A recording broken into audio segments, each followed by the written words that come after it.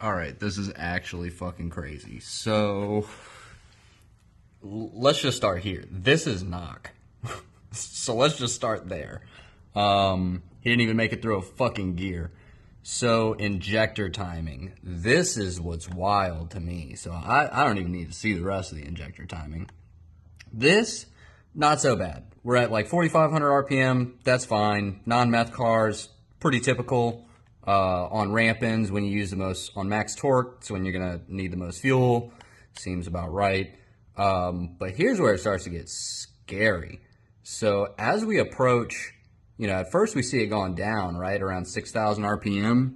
We're at like 9 seconds of injector timing. But as we start to go up to red line, it just gets higher and higher and higher. That's too high. 7.5 milliseconds is like, bro, you're about to have something bad happen.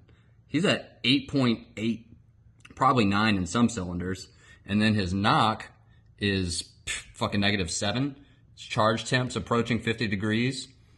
By the time he makes it halfway through his next gear, he's already 300 degree outlet temperatures on the turbos, and it just maxes out the sensor. So as it keeps going, it just gets worse, bro. I mean, look at his temp. 74 Celsius, -10 knock, fucking all the injector timing. Like, bro, this would roast any motor.